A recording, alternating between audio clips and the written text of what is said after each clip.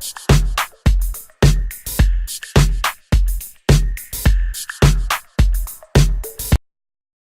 right, good morning. How's everyone doing? Awake?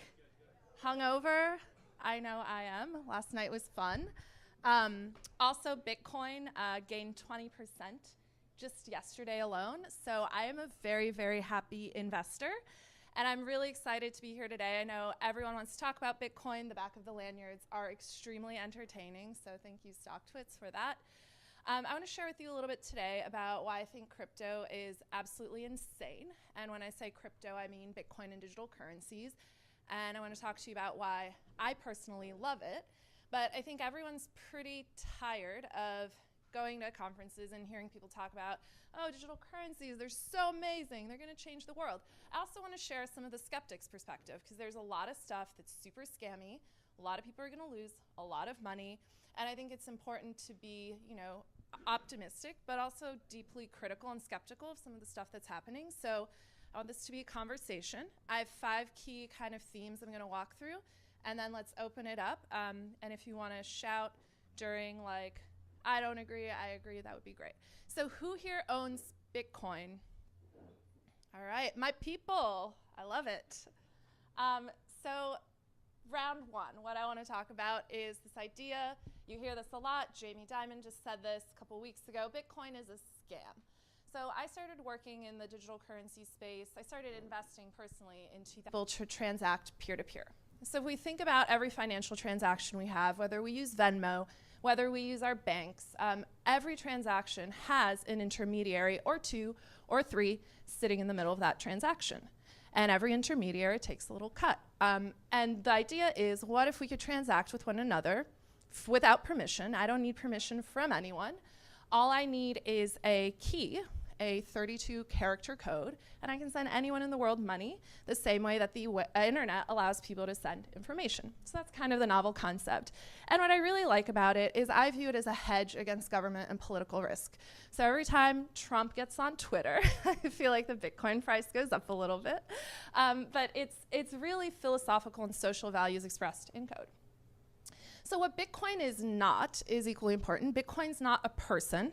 It's not a company. I love it when people ask me, they're like, oh, you work for Bitcoin? That's cool. It's hilarious. But it's not issued by a central authority. The other cool thing that I'm going to talk about a bit is it's not correlated to any other asset class. So as you're thinking about diversification, I think that's really notable here. You can't shut it down. I love that Jamie Dimon, when he made these comments about, oh, Bitcoin's a fraud, it's a scam, one of the things he said is, oh, it's going to get shut down. The only way to shut down Bitcoin is to take the 10,000 computers that run the code offline. So how are you going to go find those 10,000 computers and take them all offline? That's a pretty tough problem. So it's very anti-fragile, which is important. And it's not susceptible to inflation. It's a capped supply of money. There's no inflation embedded in it. And so you can very easily model out supply and demand, which gives you the ability to sort of make really good predictions about where the price might be headed. So why is Bitcoin important? And my slides are a little janky. They're PDF'd, but Bitcoin's important. We look at what's happened in the world over the last 10 years, right? India recently demonetized. Governments are increasingly demonetizing and making people transact digitally. We see what happens because of seigniorage, printing of money, and inflation. So you can see someone in Somaliland pushing a wheelbarrow filled with money, which basically buys next to nothing. And we've seen this pattern throughout the last 100 years of history. And then also we saw what happened in Cyprus in the early 2000s is if you had money in a savings account, you went to bed one night and you woke up the next day and the government said, you know what? Good saver, you've saved money, we're out of money, so we're gonna take some of yours. How would you feel if you woke up tomorrow morning with a haircut in your bank account? Not that great. So I think that makes Bitcoin philosophically really important. And you know what? People are making tons of money. So we're all here. We love to invest. We love good returns. I look at that chart and I think that's just beautiful. 20% in one day is insane, but it's a highly volatile, high risk, but high reward asset class. And what's really cool, as I said, it's an uncorrelated asset. So we have an asset management business. It's the first billion-dollar asset manager in the space. They have a Bitcoin ETF product that's traded on the OTCQX. They did this analysis on correlation between various indices, which is here on the left. And you can see it's very low correlation, nothing over 0.5. And then you see on the right correlation against various global currencies. So it's an uncorrelated asset class, which is really valuable as you're thinking about sort of asset allocation over the long term. So what I always tell people is like, hey, even if you think Bitcoin's a total scam, I think we're on the cusp of the biggest wealth creation event of the decade. So put 1% of your portfolio in it. And it's really binary. It's either going to go to zero or it's going to be worth a shit ton of money. So if the probability is even 99% zero and 1% a lot of money, it's a bet worth making. So I always encourage people, invest whatever you're willing to lose. I've decided that's my entire life savings, but I do not recommend that. But it's a really exciting time.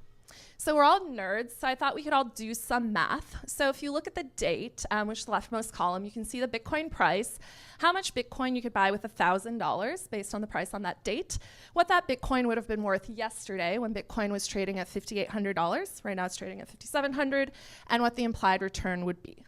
So if you'd invested $1,000 in Bitcoin back in 2010, you would have a 6.5 million % return. Yeah, like those are good numbers. I like those numbers. Meltem said, I started investing personally in 2012. You know, I'm a pretty happy person. I was also a broke student. Someone just talked about student debt. Yeah, there's, you know, I think for a lot of young people, it's a really appealing asset class because we don't have them. Like I used to trade and I'd make 7%, I'd make 15%. I'd be like, yeah, that's really good. I can't do that anymore. Like I've been corrupted by this. But what I love about what's happening, so taking the skeptic's view, what Jamie Dimon said is, Bitcoin's not gonna work as a currency. You can't have a business where people invent money and they're making out of thin air and people who buy it think they're really smart. And I think that quote is just so intellectually lazy because we've been printing money out of thin air for the last 200 years, if not longer. So Jamie Dimon said yesterday he's going to stop talking about Bitcoin. I think some people sat him down, helped him realize it's not a good topic to talk about. And then, you know, people do say, is it possible to adjust the slides a bit? Can I go like this? Cool, thank you. So people say Bitcoin sucks. Yeah, there are a lot of problems. Governance is a problem. How do you run an open source project that's worth $100 billion? It's pretty contentious right now. If people want to change the rules, and it has a really big impact on how things play out. There's a lack of infrastructure. So if you wanted to buy $5 million worth of Bitcoin today, there are only 4 trading venues, 4 OTC desks that could accommodate that without moving the market price significantly in one direction or another. Exchanges break all the time. There are flash crashes, exchanges go out, you can't liquidate or buy during certain market events. Centralization of mining, which is sort of the maintenance of the network, is all centralized in China. Chinese government is, you know, pretty authoritarian. So what happens if they suddenly decide to shut that down? We don't know. It's big risk. From a regulatory perspective, there are a lot of different approaches. In Japan, Bitcoin has been declared a legal digital currency. Banks are trading it now. In the US, I think there's still a lot of uncertainty. But at any moment in time, regulation could really impact what happens here. And the people are super weird. We're all a bunch of creepy, weird individuals. I find that fun, but I think other people look at it and they're turned off by it, so important to know. So round 2, let's huff some ether. Who's heard of Ethereum? All right, you guys are so educated. I love this. My people. All right, so people always say Ethereum is the future. The way they view it is like, hey, Bitcoin's digital gold, Ethereum's digital oil. It's programmable money, it's utility. It's shifting from proof of work, which has this energy-intensive mining process, to proof of stake, which is less energy-intensive, but more importantly, it's more decentralized. There's known leadership, so the creator of Ethereum is around, he's well-known, he's kind of a benevolent dictator who keeps stuff on track. It's very developer-friendly, much more so than Bitcoin. Silicon Valley, people are obsessed with Ethereum. Like you go anywhere in Silicon Valley, in Bushwick, New York, and people are talking about Ethereum. I was at dinner a few nights ago in Brooklyn, and the person sitting on the table on the left side and the right side, both of them were talking about Ethereum. And I was like, holy shit, what is happening? Why are people talking about this at dinner? So what's interesting, again, blockchain make me money. People look at Ethereum. Ethereum's had a really amazing run. Price appreciation has been incredible. In the last year, the value of it has gone up 2,000%.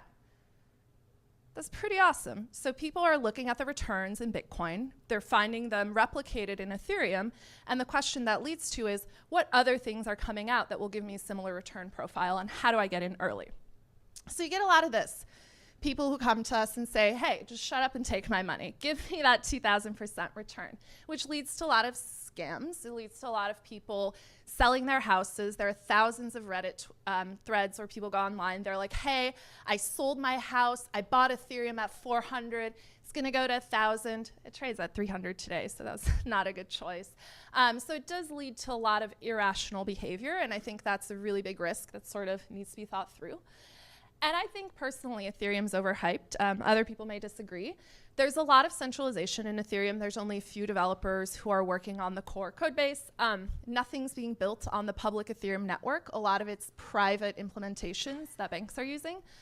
Overcapitalization through ICOs, which we'll talk about in a minute, is really problematic. The code is also really complex. When you create programmable money, and then you put hundreds of millions of dollars into these quote-unquote smart contracts, and you have no idea how they run, they can be exploited very easily. So in the last year alone, over $200 million have been stolen through exploits in these smart contracts, which creates an interesting kind of legal quandary. If code is law, and you wrote shitty code and it got hacked, then technically, they didn't steal your money. You just wrote shitty code. But if you lost all your money, I'm pretty sure you don't feel that way. And also, Ethereum's really hard to spell. So I think this is always hilarious. Like Ethereum, people spell it with an I. Spell check corrects it to ethereal. So there's a funny Goldman report that referenced ethereal. So good times. All right, round 3. Who's heard of Jesus coin? Anyone? Oh my God, you guys are degenerates. I love it. All right, so if you need Jesus, there is a coin for that. I want to talk about initial coin offerings. So ICOs. I love ICOs. I think they're hilarious. I think they're scary. I think they're fun, and so I'm excited. Basically, it's a fundraising tool for new projects, just like people IPO once they've built a great company. Here, you flip that on its head and you say, hey, I have a great idea. I'm going to write a pitch deck. I'm going to write a research paper or a white paper, and then I'm going to pre-capitalize this business by selling tokens in a network. So kind of crazy idea, but it's basically flipping the IPO around and capturing a ton of value before you actually build anything. And so what's happening is you trade your existing digital currencies. Most of these projects raise money through Bitcoin or Ethereum. So you take all your crypto that you've held for a long time and you're now crypto rich, and you're like, hey, I'm going to cash some of this in to get some other new stuff, and hopefully it'll go 2,000% up in the next year. It's very unregulated-ish. China banned it. South Korea has banned it. The SEC in the US has made some statements about it. We'll talk a little bit more about what that means. And I think a lot of people think this is fundamentally going to disrupt venture capital, right? So like VCs, they're kind of assholes. They have these super high standards. They control who gets access to money. But people are saying, hey, with this model, we can democratize access to capital and change the way that capital formation works. So that sounds good in theory, right? Sounds good. Like, all right, sounds good. In practice, I think it's really, really not working that way. I'm very optimistic yet skeptical. There's a lot of liquidity problems. So once you buy these things, there are over 1,200 different digital currencies. Who's going to facilitate liquidity? It's not traded on public markets. It's traded on really shitty exchange platforms where maybe the liquidity is a couple $1,000s a day. It's not going to work for most people. Regulatory uncertainty we already talked about. I think the US is going to move it to regulated exchanges, and I think they're going to limit it to accredited investors only. Once there are a few big projects that start losing money and we get a bunch of news stories about people who've lost all of their life savings, I definitely think the SEC will crack down, and that'll just shift activity to the Caymans, to Gibraltar, to Luxembourg, to Switzerland. So I'm getting ready to move overseas. It's not democratizing anything. I think right now what's happening, it's mostly accredited investors, VCs who are buying this stuff. They have insider access. They're the ones who know all these developers. So it is just exacerbating this lack of access, and it is creating kind of this 1% mentality. So I don't think we've quite gotten to the point where it's mature yet. I think there's a lot of information asymmetry. So if you work in the industry, you're going to know way more than the average person, and you can definitely exploit that, which is problematic. And then there's a lot of really bad ideas out there, and people are donating money to them. They're participating and investing in them. So 2 of the worst ideas I've seen are Jesus Coin, which I think is a joke. I'm not sure. So Jesus Coin aims to decentralize Jesus on the blockchain. And so I love this. They had like a use case example of greedy bastard Wall Street trader Adam buys Jesus Coin to pump and dump, which sort of alludes to the whole mentality around ICOs. And I love that they have this whole little narrative about Adam, sitting at home, wanting to manipulate a market before he has his 1986 Chateauneuf de Pape. So he sits down at home, he buys some Jesus Coin, and he pumps and dumps it. Hilarious. And then this one, actually, someone created useless Ethereum token, where they basically said, you're going to give a random person on the internet a bunch of money. We're going to take it and buy stuff with it, probably TVs. So I just thought it was funny. They said, seriously, don't buy these tokens. By the way, this project raised $70,000. Not a lot, but like, still, come on, people. This project raised $100,000. Like, they're literally saying, do not buy these tokens. This is a joke. And people gave them $100,000. Does that not baffle the mind? Like, I am amazed at the infinite stupidity of some people. All right, so round 4. Have I told you guys that I'm launching a crypto hedge fund? This is what every single person in this industry is saying right now. So if you look at digital currencies as an asset class, there's over 1,100 of them. So there's a ton of them, but 90% of the value is in the top 15. The market today represents a market cap of 175 billion, so it's still relatively small as an asset class. But if you look at that, there's a really long tail of digital currencies that are very illiquid, that are very thinly traded, where 1 or 2 people can very easily move a market. And what I think's going on here, so just this is Meltem philosophy, my personal opinion is, so in the startup day, in the platform and web app startup days, what we saw is AWS brought the cost of starting a company way, way, way down. You then had all these social media networks that people could use to cheaply market and sell their products. And then there are all these micro VCs that were capitalizing this ecosystem. Same thing happening in digital currencies. Ton of platforms making it really easy to sell tokens. Then you have all these social collaboration platforms like GitHub and Slack that enable people to collaborate on development. And then you have a bunch of people who made money on Bitcoin and Ether who are investing in this stuff. And so what's interesting is all of these tools are creating sort of this new economy around decentralized networks powered by tokens, which is a crazy idea. But I think intellectually we should all be looking at it because it could potentially represent a change in how things operate. And all these currencies do different things. So there's data storage protocols, lending and borrowing protocols, gaming protocols, identity systems, transaction protocols. But what's interesting, I think, is if we look at some of the best returning assets of all time, Apple, buying gold, buying a penny stock that had a crazy return, buying Berkshire Hathaway. You look at the returns in crypto, they blow traditional assets away. So again, if you are interested in investing in high risk, high return stuff, this is where I'd be looking. I'm pretty excited about what's happening here. And then a lot of Lamborghini dreams happening. This is an actual pitch deck someone shared with me about how my future could be made better if I bought some Ether from them. So they have like the nice mansion. I think that's a Ferrari, not a Lamborghini, but someone can verify that. And I just think it's funny. You see people online who are like, oh, I'm going to buy a Lambo. I'm going to buy a house. I'm going to buy an island. All right, buddy, I'll see you there. All right, and then lastly, everyone talks about, bubbles, pets.com. We all know the story, how greed and hype can just blow shit up. So what I want to just talk about is if you look at the dot-com boom and how much money was raised by IPOs, $5 trillion of value disappeared when that bubble burst, right? And more than half the companies that were created during the dot-com boom were dead less than 10 years later. ICOs, a little different. So you look at the numbers, $2 billion raised so far this year across 150 different projects. Valuation's super low, market cap's less than 60 billion. That's tiny, right? And the scary thing is these coins don't go away because they're not companies, right? They're publicly traded digital currencies. So people keep trading them in perpetuity because they're like digital beanie babies. which I think is interesting. So anyways, I talked a lot. Would love for you to tell me why I'm wrong. Would love for you to come find me and argue with me or try to tell me something I don't know yet. I also last night learned about technical analysis, and I've decided I need to do more of that. So I'm going to find you later, and we're gonna chat. All right. Before we go to questions, actually, can you just tell everyone a little bit about DCG? Because I think it's an interesting topic. Oh, yeah. So Digital Currency Group, we're a company, we're not a fund, but we do three things. We invest in startups in the Bitcoin and blockchain space. We've invested in over 100 startups across 30 different countries. We invest in digital currencies themselves. So we own a basket of digital currencies, primarily Bitcoin, Ethereum Classic, Zcash, and something called Filecoin. We don't actively trade, it's passively held.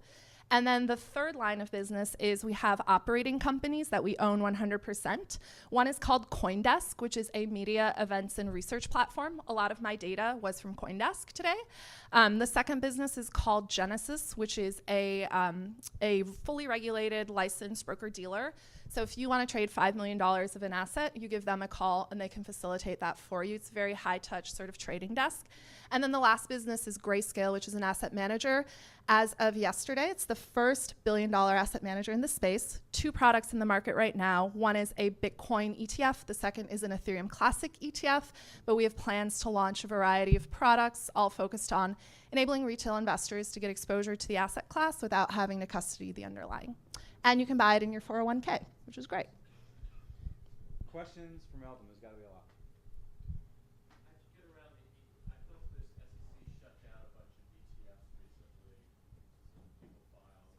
Yeah, so we filed to uplist. So our product is created using Reg M. So it's a kind of loophole that you can use where people buy Bitcoin, we lock it up for a year, and then we turn the Bitcoin into shares that are traded on the OTCQX, right? So it's pink slips. We wanted to uplist it to the New York Stock Exchange. We had an application in. We've been meeting with the SEC for the last 3 years talking about it.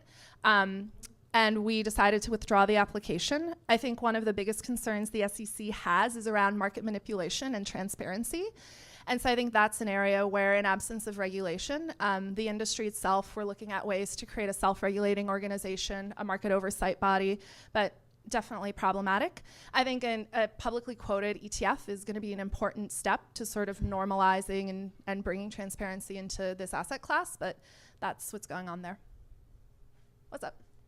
Yeah, my question is, how will Bitcoin ever be truly legitimate if there's so many ways that you can use it games and things like that? Okay, so the question is, how will Bitcoin ever be legitimate?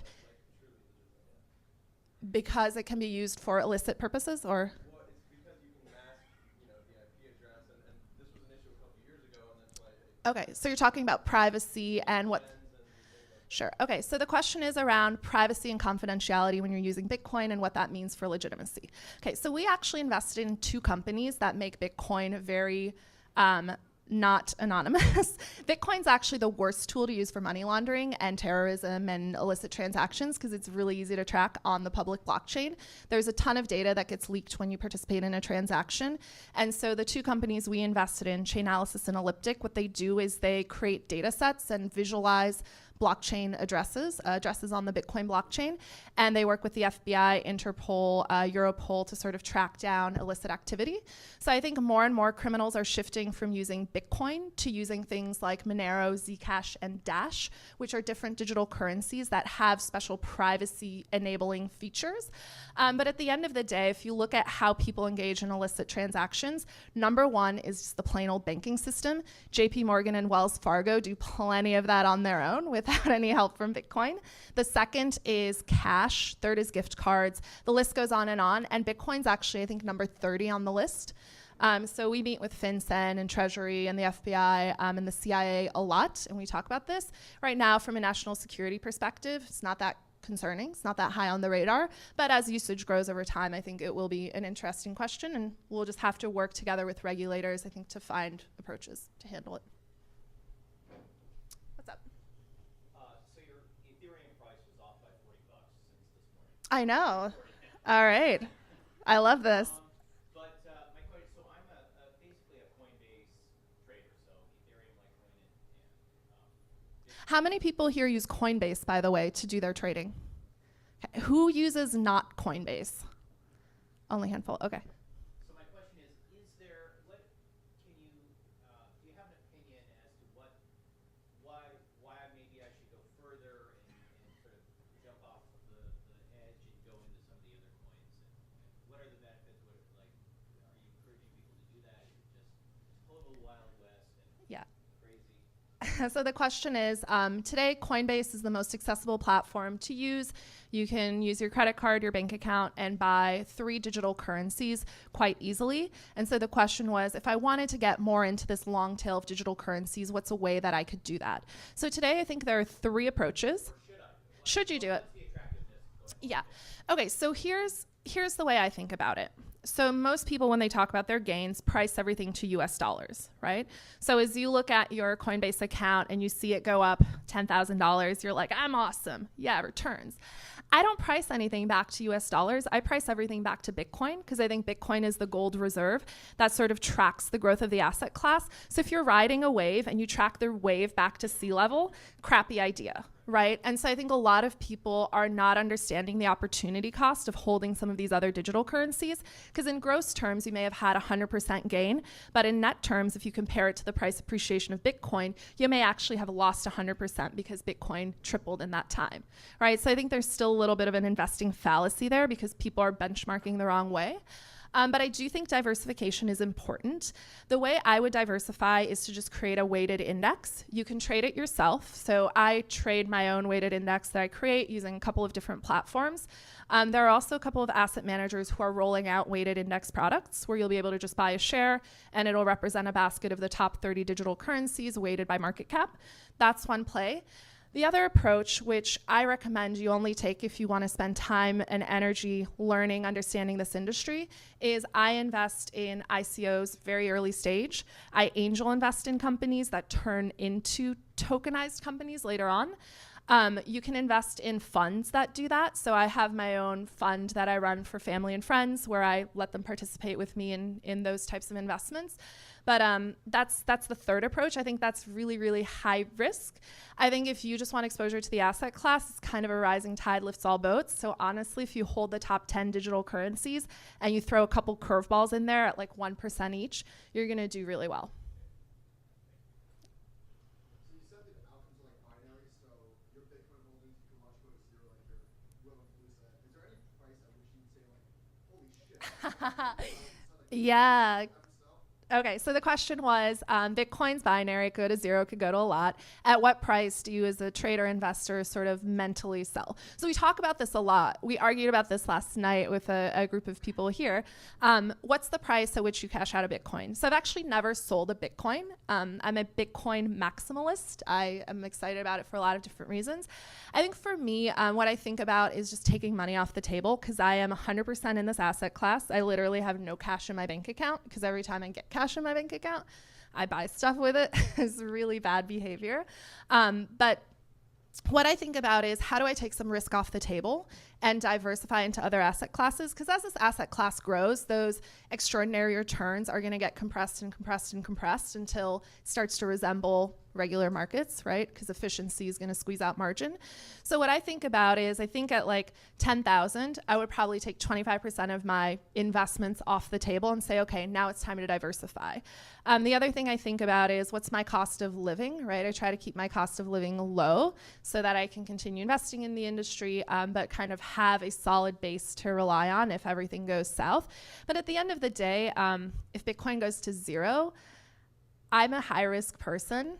And I also have the ability to go into industry and make a good living. So I have a safety net, which, prevents me from feeling like if everything goes to zero, I'll collapse and die. But I think that's a really personal question. For me, I think 10,000, I'd definitely start taking money off the table, but I wouldn't sell more than 25%. All right, come find me. We'll talk. One more question. Are we out of time? Okay, and I'll be around all day, so happy to chat. All right, you look excited. Oh, no, I'm curious. I'm probably the one that doesn't own it. Do you own digital currencies? All right, I'll help you buy your first $10 of Bitcoin. It'll be fun. We can do it together. One of the different ways, and I'll call it to hedge,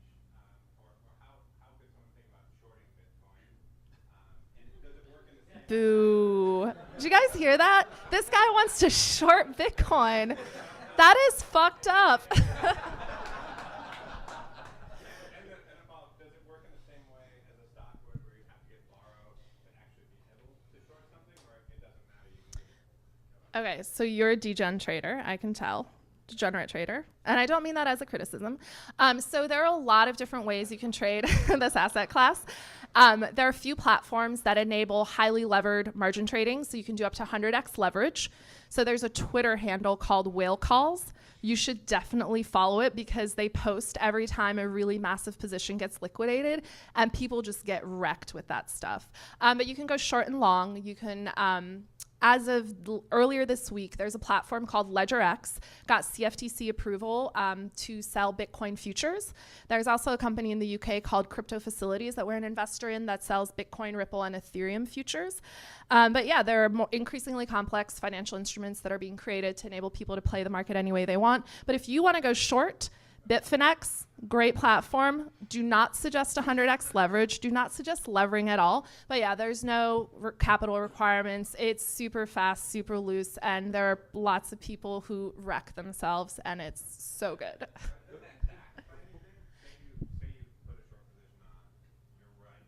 Yeah. And I mean, there's no FDIC here. Like, what? There is not an FDIC, no. Who stands to like counterparty?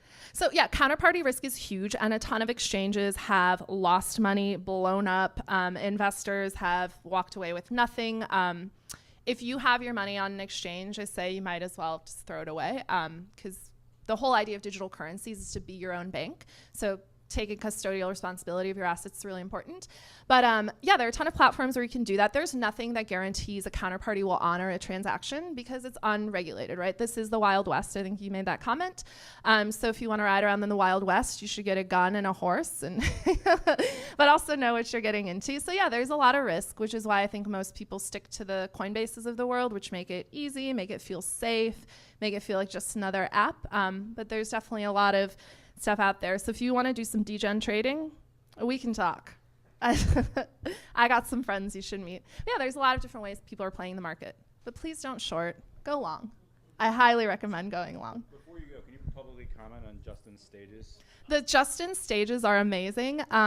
Let's see. Okay, so 0 drinks Bitcoin is stupid. Hopefully after this you say, I'm going to buy just $10, $100 of Bitcoin and just hold it for a while. I've never met a person who's bought like even $5 of Bitcoin, held it for a month, and then said, I'm not into this. Like every person who touches it gets obsessed, and it's fun. 1 to 2 drinks, yeah, definitely buy Bitcoin. 3 to 5. The blockchain stuff, like I don't believe in private blockchain or like bank blockchain. I think that's a stupid idea. And then I see it. Yeah. I'll be around. We can talk shit all you want. And then like 6 to 9 drinks, I would be passed out. So you guys are really good at drinking, because I don't think I could hang after 6 drinks. And the Instagram ICO, you're There, I am not bullish. I think this morning I got pitched an ICO that was making sustainable farming possible. I've gotten pitched sun coins earlier this week where we could capture the power of the sun with a coin. You're in. Yeah. Cool. Do you want to be a whale with me? We'll put in all our life savings. I want to do a triple levered. Dude, I would buy that shit all day. All right. Thank you, guys.